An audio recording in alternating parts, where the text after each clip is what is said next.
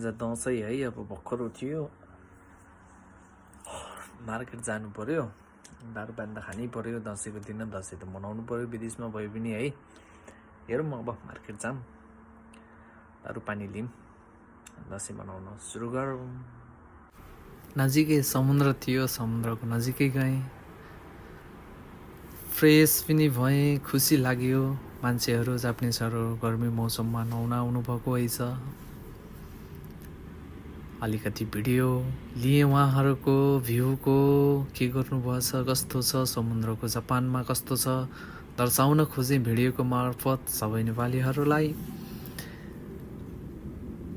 आफ्नो फ्यामिली भएर आउनुभएको छ, क्याम्प गर्नुभएको छ, गर्मी मौसममा स्विमिङ गर्नुभएको छ।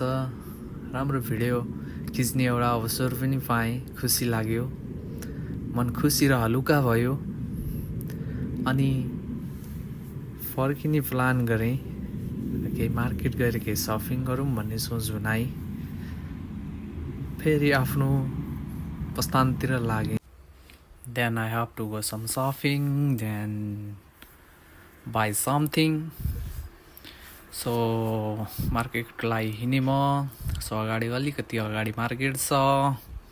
जाँदै गर्दै थिएँ अनि उताबाट फेरि पुलिस आइरहेको रहेछ। साइकलमा चाहिँ फेरि एउटा हातमा मोबाइल भिडियो बनाउँदै एउटा हातले साइकल चलाउँदै गर्न दिन्न। सो पुलिसले हेऱ्यो, सातो लैदियो, डर पनि लाग्यो, फर्केर आउँछ कि केही गर्छ कि जस्तो मनमा एकदम आत्तिएँ पनि एकैछिन। अनि आएन, अनि मार्केट पनि आइपुगेँ म। दसैँको लागि सपिङ त गर्नु पर्यो, एक्लै भए पनि दसैँ त मनाउनु पर्यो। सो म आउने मार्केट चाहिँ यही थियो। यो चाहिँ सपिङ सेन्टर हो, यसमा चाहिँ सबै कुराहरू पाउँछ। सो अब दसैँको लागि तयारीको लागि केही सपिङ गर्छु अनि दसैँ मनाउनु पर्ला।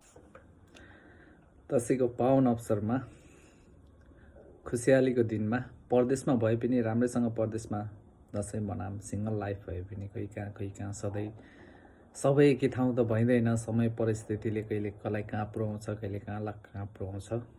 त्यसैले एक्लै भए पनि दसैँ त मनाउनु पर्यो। सो यो चाहिँ म ओपन गर्दैछु, यसको टेस्ट पनि भन्छु म कस्तो छ।